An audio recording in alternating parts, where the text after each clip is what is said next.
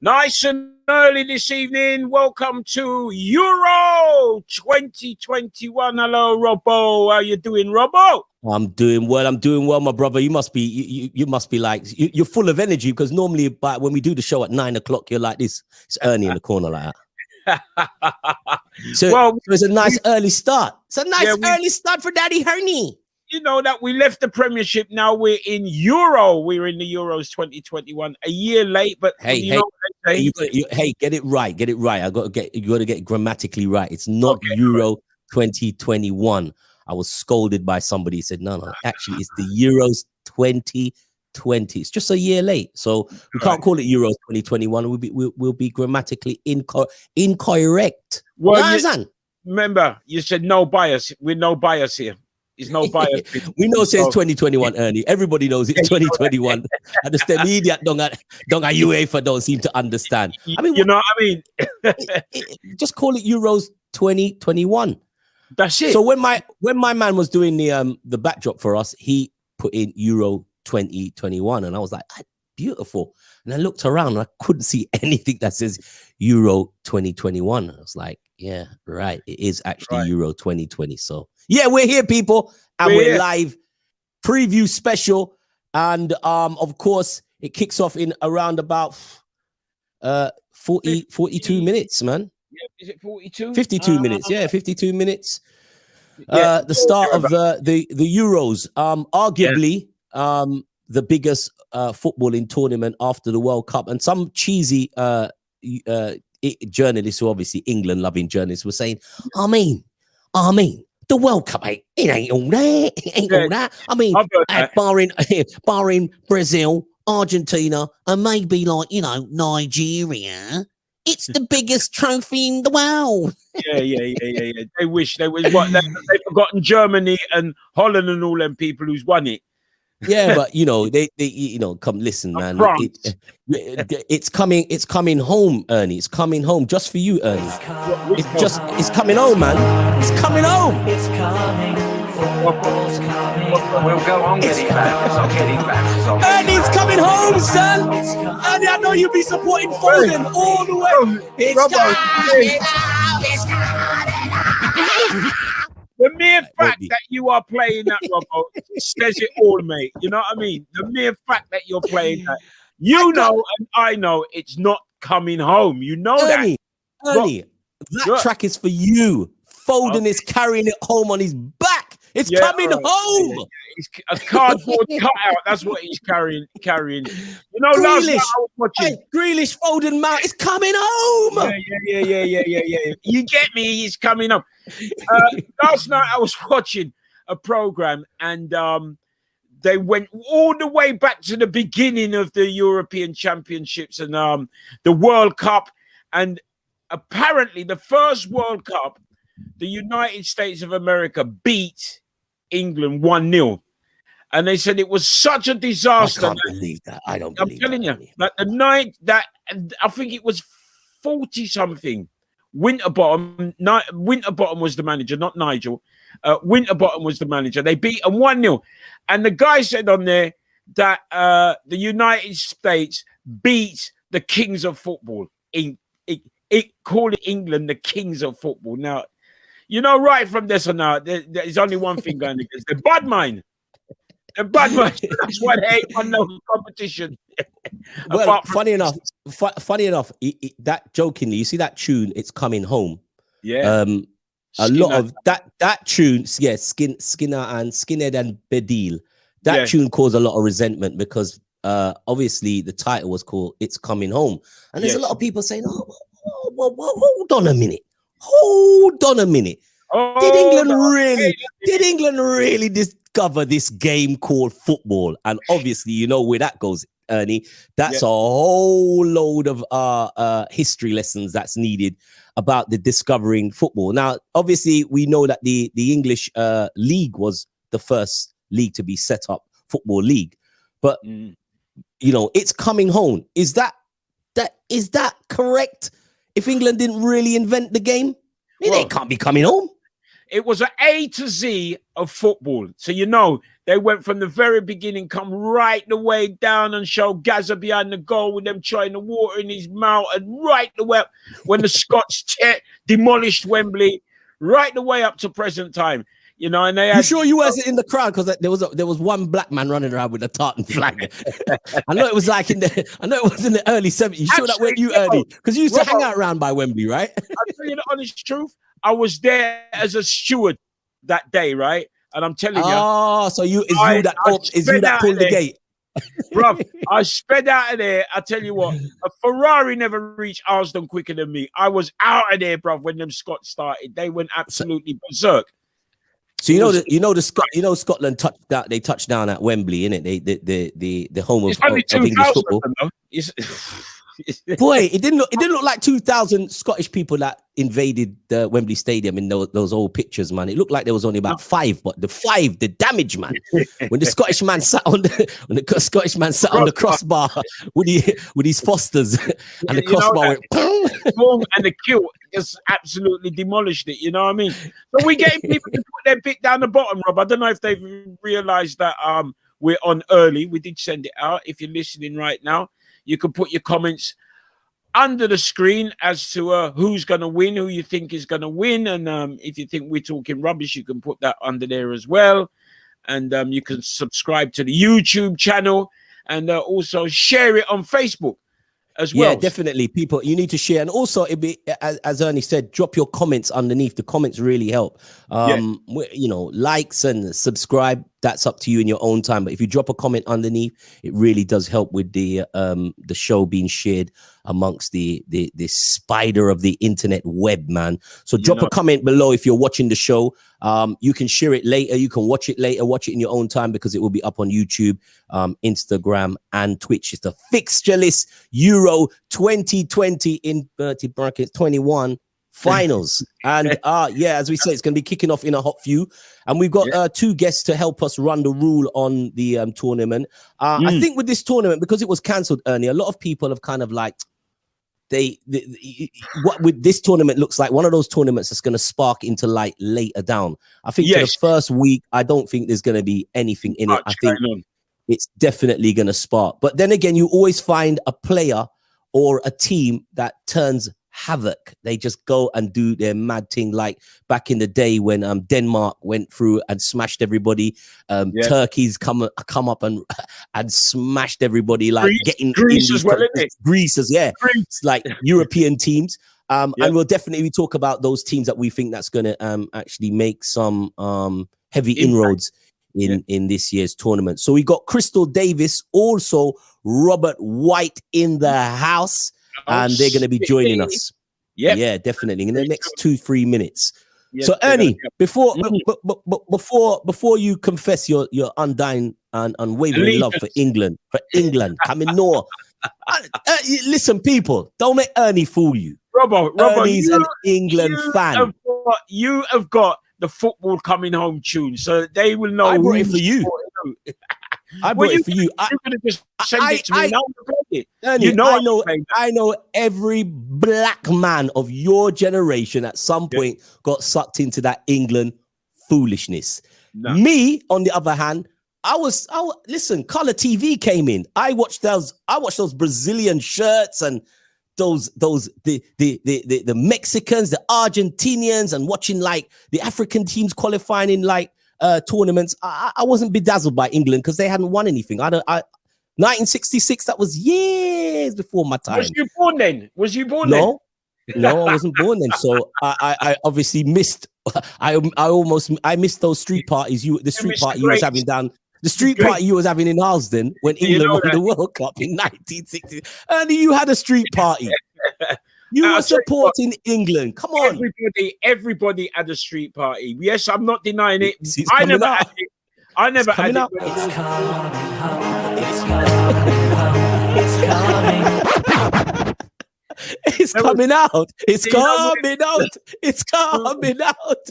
there was more white guys on my road than the black families. So, you know, they seal off the road and they had So you couldn't escape. You couldn't escape. We was divided. They say, Ernie, Ernie. We had the bunting out. The bunting was out. Yeah. Bobby Moore's just scored. Where you going, Ernie? You can't leave now. I'm telling you, it was, as it happens, it was a good day, but it's never ever going to be repeated. That's the only thing. It's never ever going to be repeated. Ernie, never say never, man. This final, it's gonna be at Wembley. All England's got to do is just play their cards right. Gareth in his waistcoat, it could be coming home. 1996, right? 96. It was all set up, and what happened? The Germans done them in the semi-final on penalties. So, you know, I think that is the nearest. Although they're saying, remember, you know, they had the golden generation there, you know. So now they got a next golden generation, and we all know. But wasn't the golden generation? To be fair, wasn't it? Wouldn't it be in England 1990? Wasn't that the golden generation? Yeah, but they had the Beckhams and the Shearers and the Gascoignes and all that. That was part of the whole golden generation. And tragically, they never won nothing.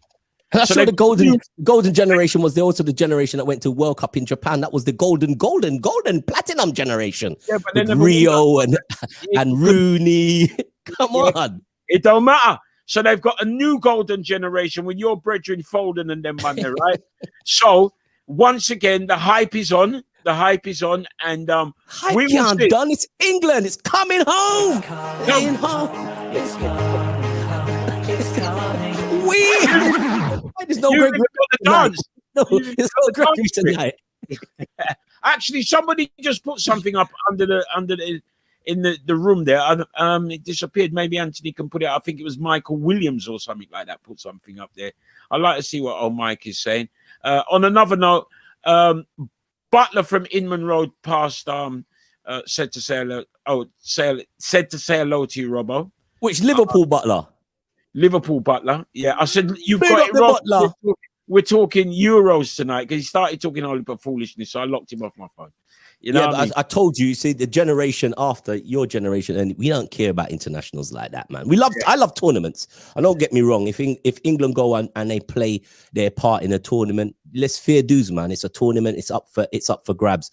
But we all know who are the tournament favorites and who the likely winners are going to be of this this Euros. But you just never know. You're coming home. I know Foden, Grealish, and Mount and Harry Kane. Not coming round here anytime soon. Nor is the World Cup.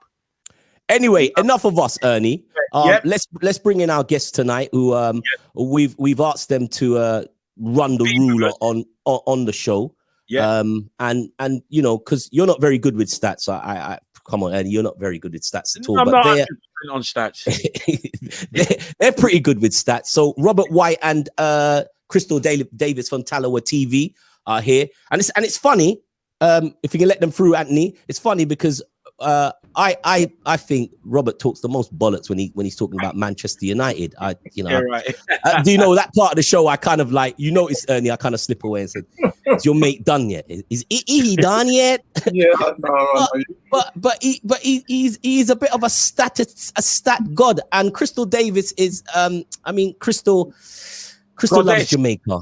She loves Jamaica, but she keeps her eyes on everything. Good evening, ladies and gents. Wagwan. You know. Yes, guys. How are you? Yeah. We're all good. We're all good. Good to have you. Good to have you guys on the show. Jamaica's playing in Japan or something at the moment, ain't they, Crystal? Did they have a couple of Did they get the flight? Did they?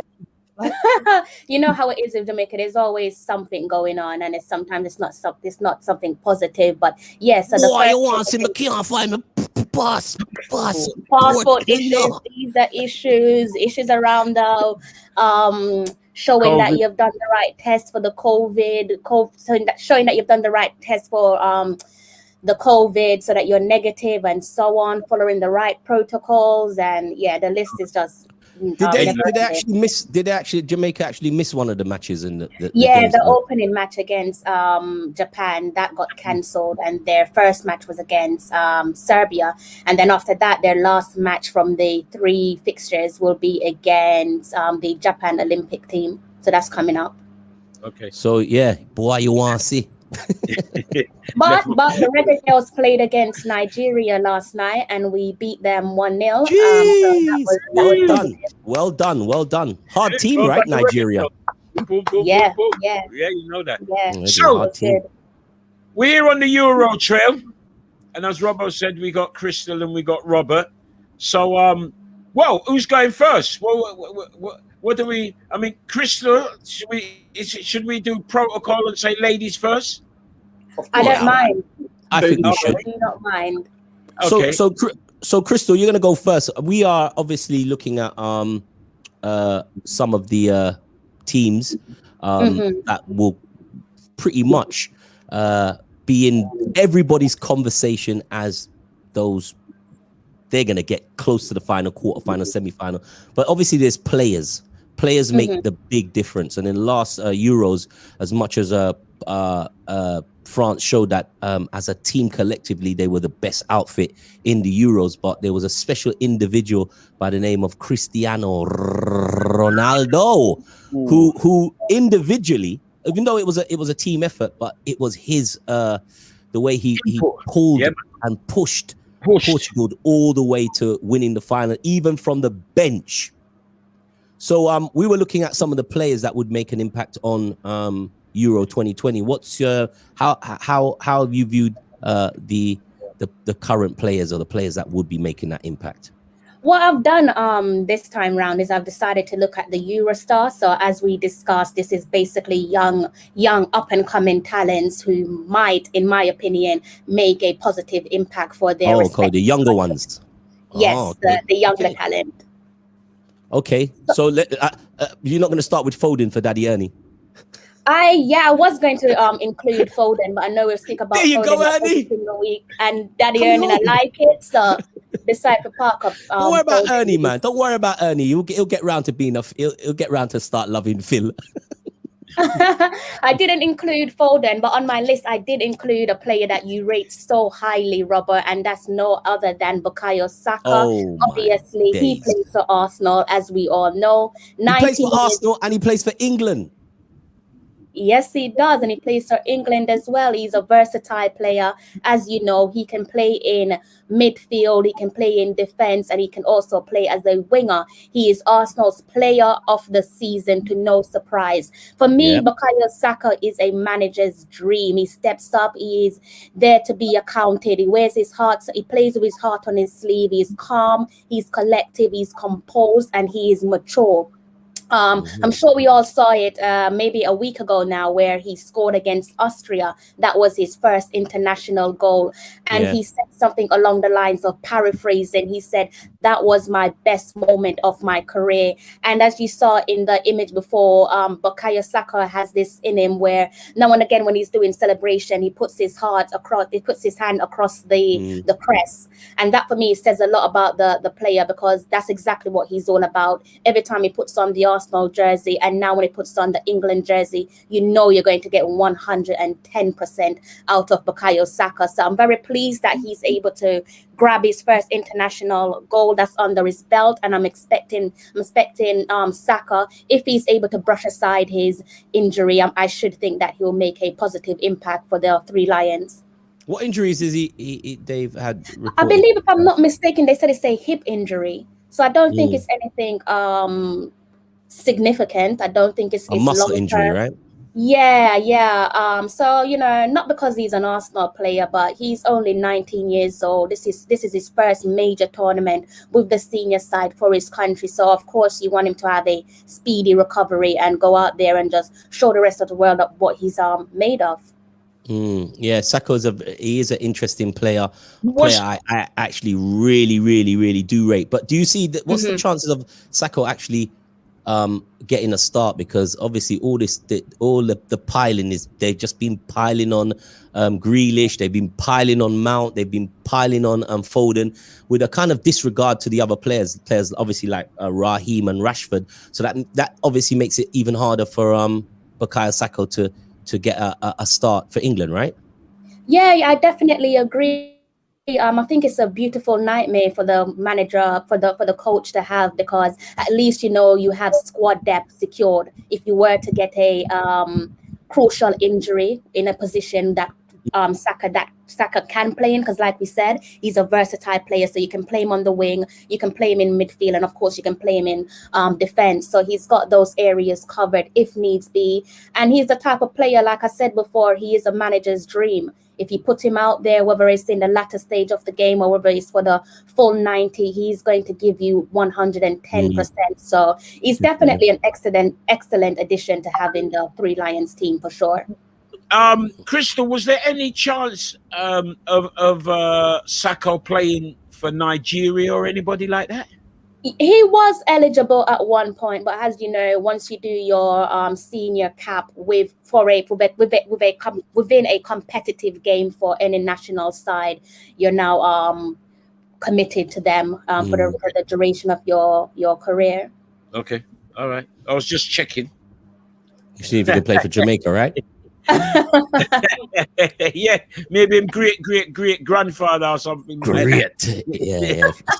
From his great uncles from Marvelly or Tivoli Gardens. Yeah, man. True. So that's one player. And a great pick there. Who else have you've also run your eye on? You touched on Portugal and Ronaldo, and I thought that was interesting. I agree with the point that you made. So I think it's good to look at a fellow countryman of his who goes by the name of Nuno Mendes. And you would have heard about Nuno this season. He is by right a left back. He enjoys going forward, tackling, dribbling, crossing. He was a key player with Sporting Lisbon, basically bringing their 19-year wait to be crowned champions of champions within the Portuguese top division. So that was the last time they were champions, was back in 2002, if I'm not mistaken. Yeah. One fact about Mendes that you would like, Mendes became the youngest player to start a game for Sporting since Mr. CR7. And with that, you have your club, Robbo, you have Liverpool, Ernie, you have Manchester United, and also Manchester City and Real Madrid saying that they are keeping an eye on him. So depending on how he does this tournament, either club could look to get him. With Manchester City, it's a little bit more tricky because obviously they're looking at Harry Kane, and that's not going to be a easy or a cheap transfer fee. So it is saying that there are rumors going around that if Manchester City were to go and get Harry Kane, then when it comes to Mendes, they would look to get him in 2022. So that is music to your ears, Robert, because that would mean that you would pipe Manchester City to the player if Liverpool are interested. I would want that player. Ernie, just for your information, this is the kid that took the spot of Fernandes. Yes. So Fernandes was playing in his position, and they promoted this kid in the position, and he took them to the title. So he is the new wonder kid in Portuguese football. Everybody's looking at him. I think he goes to Man City. I think he would. Well, we've got a special arrangement with Sporting Lisbon, so there's every chance that. But that was when you was a big club, isn't it? That was when you were a big club. We're bigger than Liverpool, but we are at the Euros right now, so we're not talking about Liverpool or Manchester United in that realm. That's Who else you got? I also have a player I'm sure you would have seen him, particularly if you tuned into Juventus versus Porto for the latter stage of the Champions League this season. So the player, his name is Federico Chiesa. I hope that I pronounced his name right. He's a winger. He's Italian. He plays for Juventus, but he is on loan from Fiorentina. He has great positional awareness. He's a confident player, and he's quite direct. The reason why I brought up Porto and Juventus was that was the first time that I really took note of the player. And it says a lot about a player when you can play in a crucial game, 2 crucial games, so that being the knockout stage of the Champions League, and you stood up and you made a name for yourself when you have a superstar and the legend in the team who goes by the name of Cristiano Ronaldo. He didn't sit back. He didn't leave it to the more senior and experienced guys. He got, I believe, 3 goals over the 2-leg period against Porto. Obviously, Porto went on to win the game based off away goals. So the game itself finished 4-4 on aggregate, but Porto went ahead with the victory based off their away goal. Yeah, that was crazy. That I remember the game. Juve getting dumped out of it like that. Crazy. But I didn't actually see his performance. I can't remember seeing clips of him. Is he likely to start for Italy? Yeah, they are going mad for him at the moment. They are just, obviously it makes perfect sense because he plays his trade in Italy, so they're going to love him either way. But yeah, I think he's going to be starting for Italy, and I think a lot more clubs will be showing keen interest with the player. Yeah, Mancini has brought a different style of football to well, not a different style. He's actually changed his style of how he goes about the game and brought an attacking way of playing for Italy. A lot of people are tipping Italy to go far in the competition under an experienced coach, but there's a lot of young players like the one you just. What's it? Say his name again, so I can. Federico Chiesa. Don't quote me on that, Robbo, because I probably mispronounced his name. And if I do, I apologize, but I'm trying my best. Okay, right. So there's the 3 players, man. That's good look. We'll be watching out for those three players. I'm sure there's going to be more players that's going to jump into. There is one more yeah. on the list. He's a German midfielder. He goes by the name of Jamal Musiala.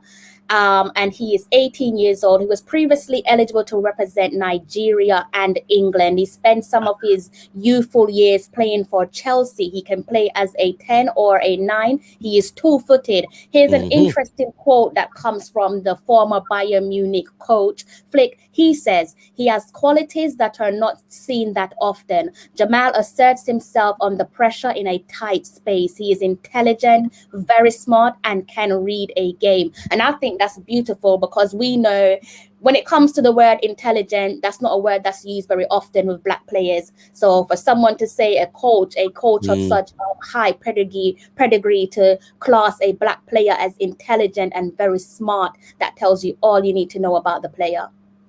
You see that Ernie? It wasn't just Teddy Sheringham that was intelligent, Ernie. He played for Man United. He's an intelligent footballer. Jeez. Oh, they killed you with that one. Listen, that was great, Crystal. I've never heard of him, actually. Thank you. So we'll be watching those players. Oh, Teddy Sheringham. He's not that clever.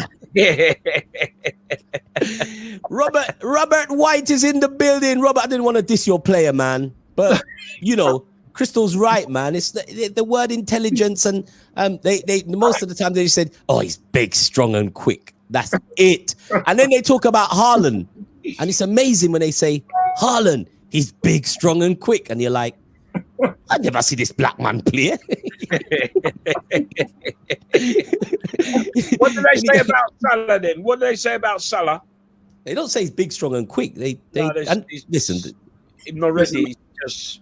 Salah. You know that Sancho is killing it in Germany at the moment. You know? Hey, the player I'm really, really, really fascinated overseas with. I've seen Sancho for a minute, but I haven't seen a player playing overseas at the age that he is. Jude Bellingham is different, brother.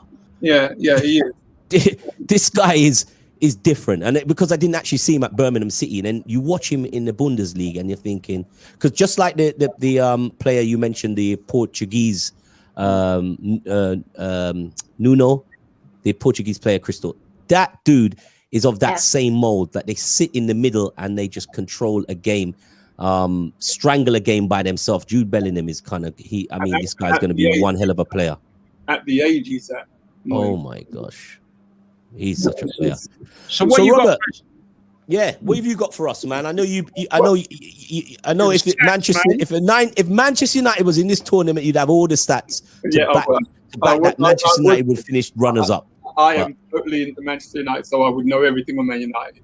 However, I have to kind of do a little bit of homework on this team because it was one of the teams that you liked as well.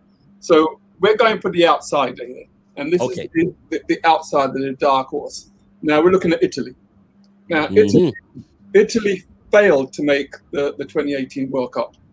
Yeah, and in doing so, they replaced the manager, and Roberto Mancini took over 2018. Now, his remit was to get to Euro 2020. Now, he completely changed the style, and he done something that we're not used to seeing, brought the age group down, So the average age of the players in the Italian team is, 25, which is quite young for the Italian. If you think about the Italian teams of the past, players sort of go on forever there. So anyway, he's done that, and in qualifying for this, done quite well, scoring a lot of goals, changed the formation, playing a 4-3-3 formation, more attacking style that we're not used to seeing from the Italian team. And in that, they've taken 15 points in their group, winning 10 games. Who was in their group? Who was in their group? Yeah, some people say that they had an easy group, but like England, just like England, it's coming home. They had Finland in their group, Bosnia, Armenia, Greece, and Liechtenstein. Yeah, that's easy. God. Well, I say it's easy, but sometimes when you get easy groups, we don't do the job we're supposed to do. Because I've seen England do it a lot of times, saying, "Oh yeah, England's going to go out, they're going to score like 5 goals." Doesn't happen. They'll scrape a 2-0 win or something like that. Well, the thing is with Italy is that they've come out and they've won like 18 games since they've started. They've played 27. They've won 18, drawn 7, lost 2. Now, the amazing thing that's come about with them is the amount of goals they're scoring. They're averaging 3 goals per a game in those 7 games, which is a lot for Italy. It's quite a lot, yeah, when you think about it. But the other thing to think about with it is that there's no one outstanding goal scorer. The goals are distributed throughout the team. Immobile must be their top goal scorer though, because he gets sacks of goals. No. I'll tell you what. If you go through it, we look at it. Yeah, they've got 6 Italian forwards that have scored over 10 goals in top European leagues. But the high scorer in their team is Andrea Balotelli, who scored 6 in all those games. Only 6. That's their high scorer. Balotelli's still playing. Oh, Andrea Balotelli. Oh, Andrea. Okay. Yeah, Andrea Balotelli. Yeah. So if you think about that, it's quite unusual. But what it's showing you is that he's using quite a lot of players. He's used 64 different players in his 27 matches. In his first 27 matches, 64 different players. So he's not settled on anyone. The mainstay in his team is Jorginho. Remember Jorginho? Plays for Chelsea? Yeah. That's like the deep line playmaker. And he's the penalty taker, scoring 5 goals from the spot. Yeah. At the back, he's got like Leonardo Bonucci at the back, the Juventus player. Nicola Barella in midfield from Inter. And Lorenzo Inzaghi from Napoli. So those are sort of the players that that he sort of keeps, but the rest of them he tends to rotate quite a bit. They keep the spine pretty intact though. Chiellini and Bonucci, you'd never get rid of those two. No. They're like the wall. That's the wall right there. You won't. So the thing about it is that I see them as the dark horse in this tournament. So do I. I see them too. And they are scoring a lot of goals, and you're trying to think, well, who is the main player that's going to be getting all this goals? And it's distributed throughout the team, and that's a good thing. So they can score. Any of the players can score. So how do you think they're fair? How do you think they're fair tonight, Rob, against Turkey? Because we don't know too much about Turkey, really, do we? Well, this will be the test for them, isn't it? But again, like I said, they're coming in quite confident, and they haven't lost the game for quite a while. So I reckon that I see them as qualifying in this group. and surprising quite a few teams. Yeah. Yeah, Well, I think they'll beat Turkey. I think they'll beat Turkey tonight. It'll be the test, but I think they'll beat Turkey tonight. You have to. They'll definitely have to get over the line tonight against Turkey. And as we know from Italian teams of the past, we've always seen them struggle to get through their group. And once they get through the group, they go on to win it. They go on. Yeah. And then so the 1-0 scoring one goal and locking up shop is not the thing that this new Turkey does. This new Italy does. Nah, they don't do that. They go for goals. Okay. They're coming at you. Yeah. What do you think about the experienced manager in Roberto Mancini? There's other experienced managers in this tournament. Obviously the German coach is experienced and he's wobbling. Do you think the experienced managers make a difference to the serial winners? Do you think they make a difference anymore? I don't think so. You know, it's down to the team and how much the manager can motivate their teams. Because in this competition, any team can beat any of the others. Yeah. You know, particularly when they get through. Getting through the group is the hard part. But once they get through the group and you get to the knockout stages, anyone can win. Okay. Well, it starts in the next 20 minutes, so we're going to be obviously rolling out just before the start. Any other teams that you'd look? I like that one, Rob. I'm with you with that one. Italy as a dark horse. I don't know if they win it, but I've been saying that for a long time that we fancy Italy definitely as a dark. All right. Well, this is the next one, right? And this team has been working hard, and they're due to get a win at some point. Oh, North Macedonia. How do you think of that one? This is Belgium, right? Now, this is Belgium. Belgium are probably the second favourites, well, they should be. Because, but they're not, though. Yeah, but if France weren't there, I reckon they'd be taking it, right? But Belgium, as qualified. Well, actually, they got to the semi-final of each of the last major tournaments. The 3 last major tournaments. Only them in France have done that. So think about it. They're coming in on a good track record. And this is probably the last chance for this generation. This is their golden generation of players. Yeah. Right? And it's probably the last chance because if you think about it, 6 of these players are in their 30s now. Yeah. So you got Jan Vertonghen. You remember them? Remember him? Yeah. He's now at Benfica. Dries Martins of Napoli. Belmoralen of used to be of Arsenal. He's now in Japan. Axel Witsel at Dortmund. Yeah. Eden Hazard. Christian Benteke. All in their 30s. And De Bruyne is going to be 30 this year. So that generation of people, of players, are going to really, they need to deliver on this one.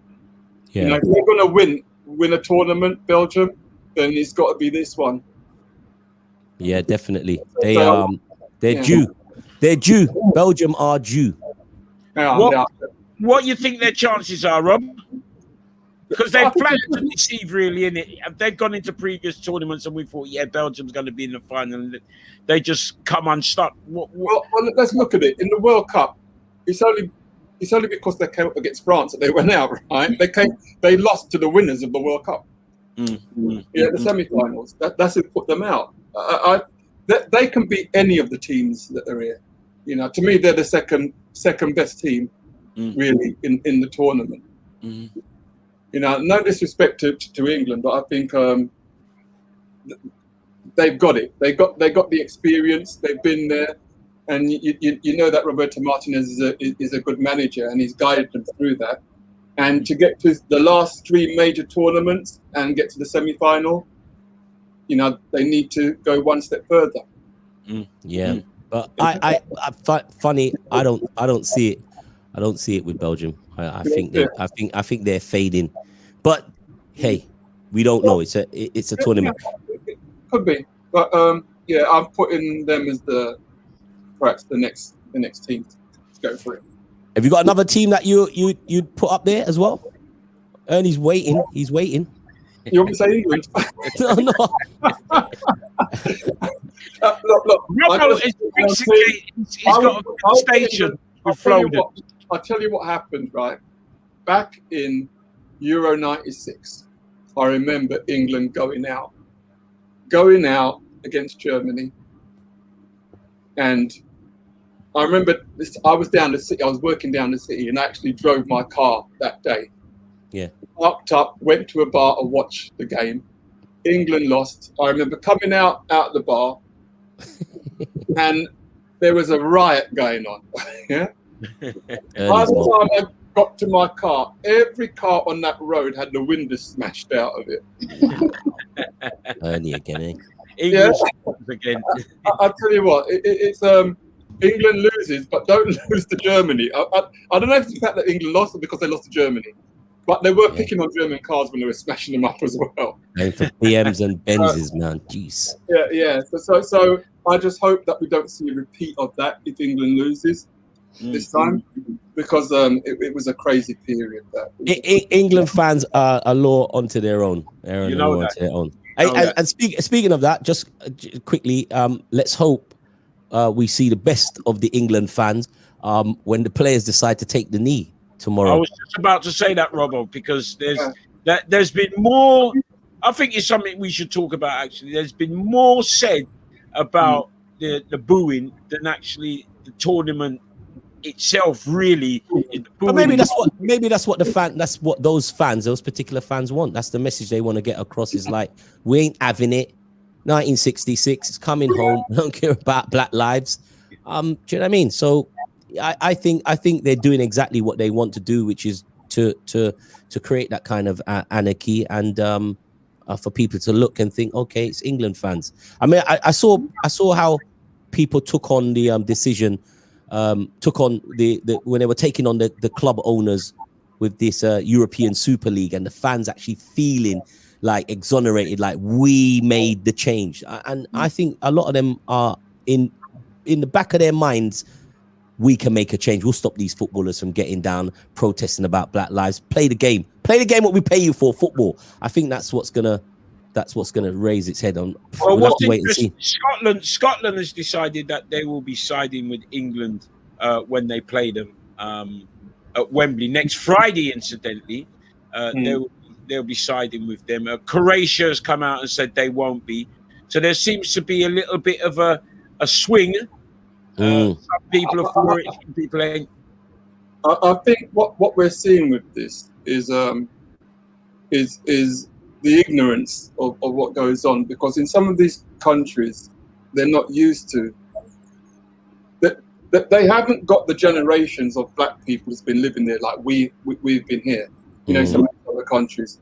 And what's disappointing for me is that we haven't really addressed properly, or the country hasn't addressed properly, the issue of racism. What I would like to have seen is the same amount of outrage put, by these fans into every time a banana got thrown at a black player, every time a black player got monkey chants done at them. I would have liked to have seen the same sort of outrage by the fans. But Rob, it's right there, clear in front of you. The outrage was, and the players decided to take the knee, whether they want it, whether you don't agree with it or not. The players decided to take the knee. The outrage is, we're going to boo them. So it's clear. It's clear that level of ignorance is not going anywhere anytime soon, bro. And that's what I'm saying. I want to see these same fans. This is what I'm saying. These same fans should have been having that outrage at the races. And it's a shame because it's a shame. Michael Williams just messaging. He goes, in reply to Ernie, he's England loving. He said, "There's nothing wrong with supporting England, Ernie. It's the country where you live and work in. What's wrong with that?" Ernie. Bruv, listen. I just don't like the way the press, right, and the whole setup goes on about this fantastic England football team who invented football and rare. I don't like it. So consequently, I don't support them. Just like in cricket, they're the greatest cricket team that ever walked the face of the earth. The press and the whole setup, and Robbo and his football's coming home. That is not me. So, and I make I live here. Yeah, I was born here and all that. and I make no bones about that. But I don't have to support them. Well, what's wrong with Skinner and Badil's song? Well, oh, I'm bad tune. I was only saying the song is good. It's a good song. Ernie, it's a great song. It's a great song. I would not even dream of playing that song. Not even dream of playing it. Easy. I'd rather play Clark. Clark. Don't be like that, Ernie. It's come. Join it. Ernie, join along. Just remember, it's coming home. It's coming home. What are you going to start playing when they get knocked out to France? Because somewhere down the line you're going to have to play France. I just switch and just put on the Gaza selection, don't I? Very simple. I mean, Crystal, what don't do you care. think of this whole knee business? It's not a whole knee thing. It's not a whole knee thing. Ernie, that's a serious. I want serious something. The players decide that they want to do something, show a gesture. I don't care how people. I don't care how people want to put it. Even if the man them turned around and they did this, if the man them turned around and did the a fist, if the man them went and they thumped each other, they'd find a problem with it. So please, let's not focus. Let's not keep focusing on the knee. The knee's been around from Martin Luther King days, from Selma when them across the bridge, them got upon them knees. It's a gesture. It's the fact that it could have been any gesture. Ignorant people will still have a problem with it. And it's right here in our face, 2020 at the dawn of a new tournament. Now that's me, Ernie. That's why I'm not on that England loving thing, because I can't be siding with those ignorant people. But for the individual footballers and players, I support all those players. I've got great ratings for those players. I've got my support. You know, I support certain players. You know, I rate them all, from Harry Kane to Pickford. I rate them good footballers. But as a team and a collective, you're right. I'm siding with you, Ernie. They ain't winning. You know that. What do you think, Crystal? No, I agree with what Robbo said. I think he summed it up beautifully. For me, with the players deciding as a collective to take the knee, that's them gathering together and showing unity. It doesn't matter which club you play for. This was a joint decision amongst all players. And it started off obviously in the States, and it's just traveled across the pond, and it's now here in England. It's like Robbo said, at this point, it doesn't matter whether they're doing the fist, whether they want to look at it as black power, whichever gesture that these players choose to go with, there will be a minority who are completely against that. And so the stadiums you will still get boos left, right, and center. So I don't think the problem is the knee, or whether it's a fist, a salute, whatever the gesture may be. It's just almost as if some people, and again, someone said it is a minority, they just don't care about us. They don't care about our problems. They don't live our experience. So we shouldn't even expect them to get the anger that's within us, because it's our lived experience, and they've had the privilege to not have to face certain discriminatory treatment. So we're never gonna be on the same page, let alone reading the same book. You mentioned something about Souček for West Ham making a statement on I don't know if it was on. I don't know if it was the whole statement was regarding Black Lives Matter, but it was to do with racism. It was. Carry on, Robert. But I was about to say, it's when players who've never lived the experience make comments about what they feel how it should go and how it shouldn't go. I have a problem with that. Yeah. I don't mind you having a statement if you say, look, I don't support it or I do support it. But then when you start saying, well, I think it should go this way or I think it should go that way, you've never lived the experience. But tell us about that statement. What Souček, who's a great player for West Ham this season, tell us about that statement. Yeah, the West Ham way. If I could see if I could get it up to see if I could get his quotes.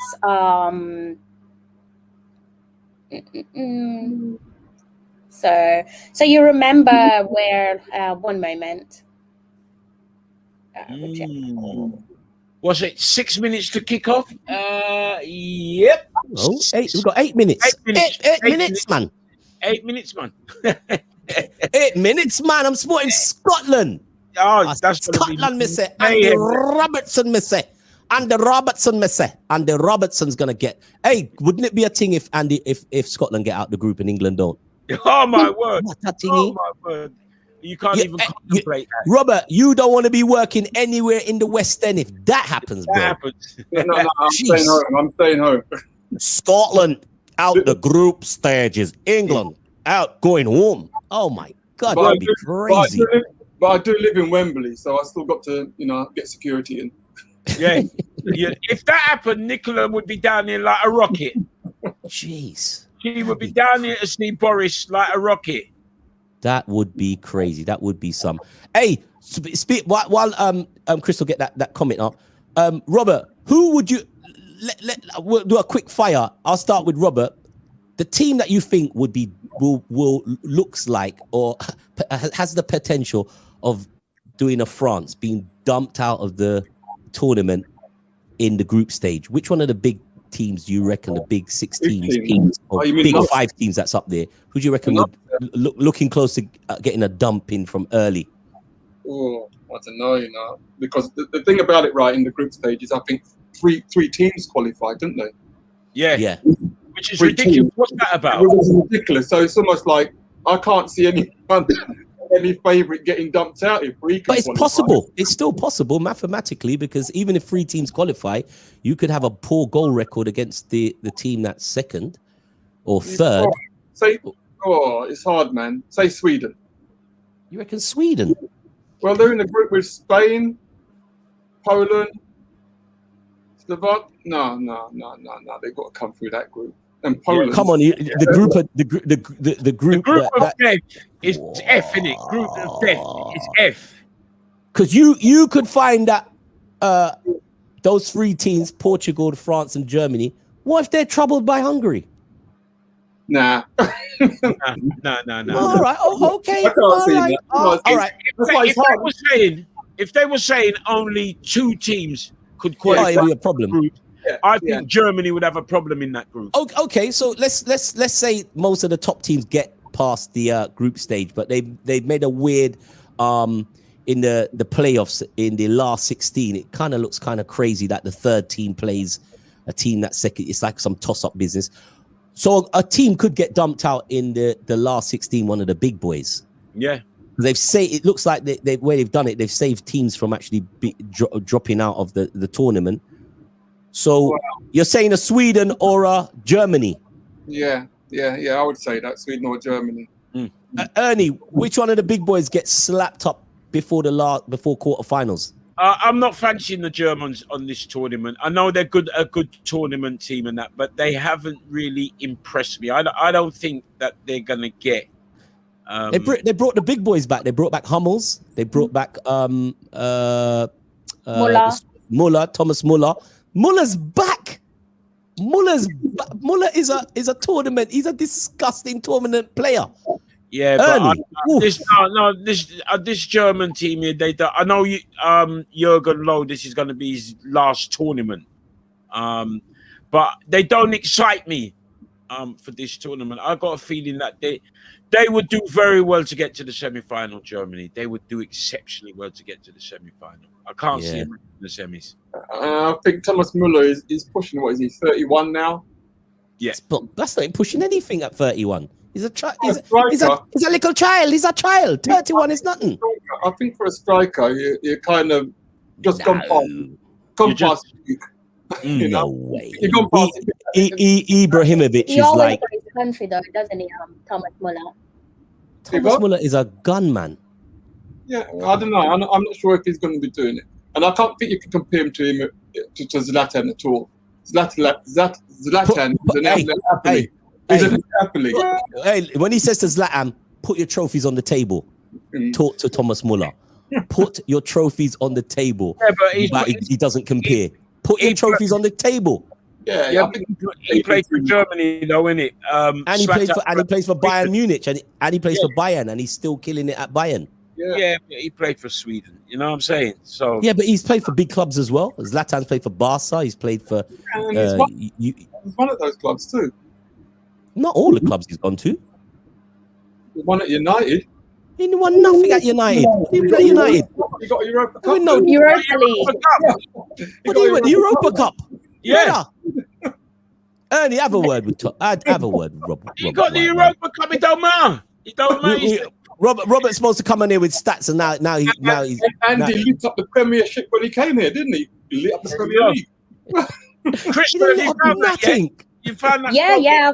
I've found. Yeah, those. what I was? found- Yeah, before we go, what was Mr. Suchek's quotes? So you remember some months ago where we have to say alleged racist incident between his fellow countryman and Kamara, the Rangers player. So there's a few quotes that's doing the rounds on social media, and I'll read out the two main ones that are being heavily talked about.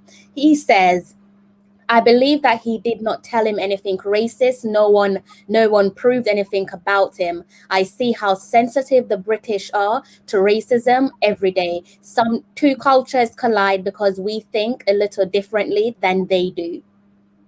Yeah. You see something with this one as well, right? If you remember, what Croatia is doing is the same thing that happened with Liverpool and Suarez. Yeah, Yes. when the players all got behind Suarez. Yeah. And that's a similar thing you see happening now with Croatia, where they're getting behind their player. That's the reason why they don't want to take the knee, because they think that he was unjustly accused of something, you know. And the thing is, they themselves don't know. Yeah, they're just taking his word for it, but they don't know what the interaction was between him and the Rangers player. I think if you got to be held to account, and you can't be supporting someone if someone is guilty of a crime, you know. And sometimes these players will blindly follow. Right now, I heard even what's his name, Henderson, came out the other day and was saying that they were wrong to have supported Suarez. Yeah, you know, he's come around and said that. But Henderson strikes me as not because he's a Liverpool player, just somebody that's got all-round view of things, and he's kind of like maybe his background, but he seems like a more worldly character than some of these guys who we hold up in high esteem as footballers, and even like cricketers, like this Ollie Robinson, who's and if you read this England cricketer's tweets, how anybody, even if it was 8 years ago, can say he's a changed lad, he just needs some education. Damn, something else, man. And this is the battle we got to fight with every day, is when we say something's wrong and they say, oh, never mind that, it's just a bit of it just needs a bit of educating. What is education? You've had years of educating people. There's something I do want to point out as well, because if you remember back at the last World Cup, when we were going to the World Cup, and it's something that Southgate was doing as well, was involved with, was that they were actually trying to stamp out the racism from the terraces back then. If you remember, he was willing to pull his players off the pitch for it. And he's probably the first England manager to actually start voicing that. Yeah. And that was something that we did see. And when someone mentioned it on this as well, because we have to think about it, it's a minority. You know, it's not the majority, it's a minority. And you have to address that and get rid of that minority that has that view. And I think what's happened is that this Black Lives Matter has given them an opportunity to voice their view, because they're trying to say it's a political thing that we're trying to force on them, whereas really they're just trying to skate around the issue and use that for their way of continuing their sort of racist agenda. And of course, yeah, they need to be pushed back on that. And England, you know, thankfully the players are all seeing it for what it is, and they're pushing back on it. And what we need is more of the supporters to push back on those supporters that are doing it. Well, as I said, it's going to be very interesting. England's first game on Sunday. Yeah, will be interesting. I noticed there's a few comments. The fans are going to drown them out, bro. It ain't about hiding stuff under the carpet anymore. No. It's about this being fully exposed, and that's where we would obviously want to see changes. When you see these changes, it will happen. It will happen when it's fully exposed, not hidden in the dark anymore. You know what I mean? Before we go, because I think the game's probably started. Predictions for tonight. Oh, I want prediction for tomorrow. North Macedonia 5 tonight. Italy Austria 0. I'm going with the dark horse of Italy tonight. North Macedonia. All right, yeah, could you're probably right, but never put that beautiful score at the back of your mind.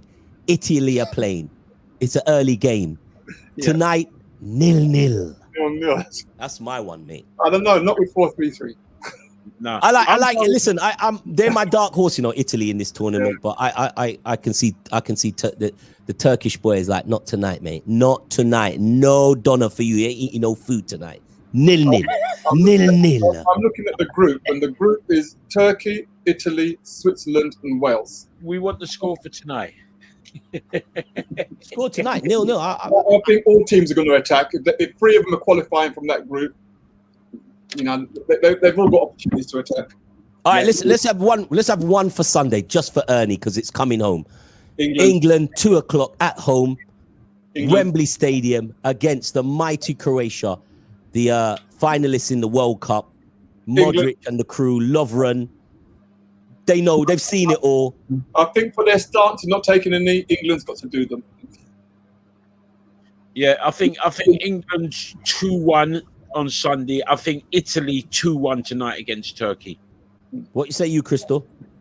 I agree with Daddy Ernie. That would have been my prediction, and I agree with what Robert said about Croatia not taking the knee. I should think that will impact on England in a positive way. So I'm expecting them to rip them apart, or at bare minimum beat them, because they deserve to be beaten. Definitely in your backyard as well. In such a diverse city, you can't have them come to London and decide that they're not going to take the knee or stick their noses up at players who take the knee, so they beat them. And for tonight, I'm going with 2-1.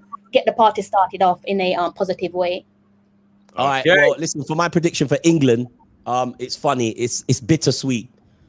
Croatia are not going to take the knee. England's going to take the knee. Some fans are going to boo. Some fans are going to cheer.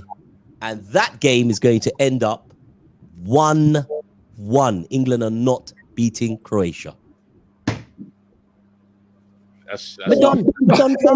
Don't talk. Listen, it's possible.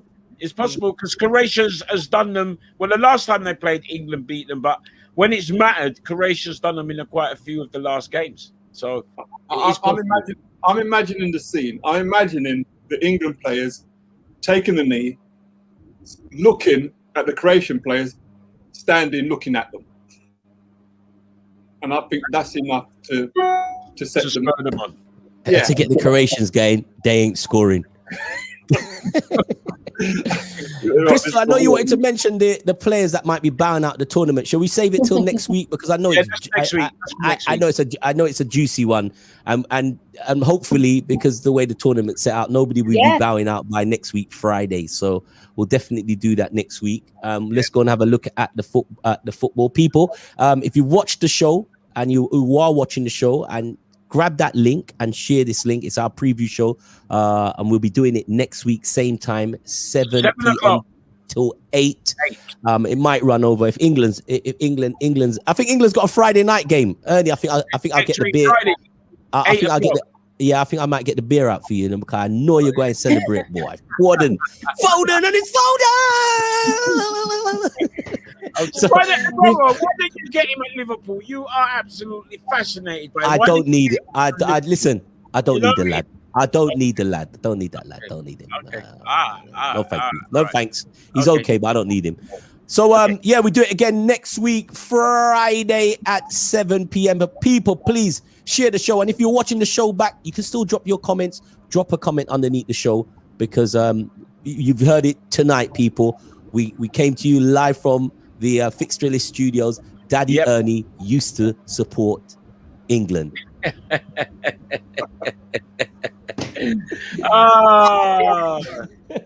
Listen, guys. Robbo's playing politics. Robbo wants to play out regularly. So no. I was gonna leave the people on your tune, but I've had enough of it myself. It ain't coming on. Listen. Have yourself a blessed weekend, people. Yes. Catch us again, Fixture List, next week, Friday. Thanks, Crystal, and thank you, Robert White. We'll see you next week, guys. Peace. Enjoy the game.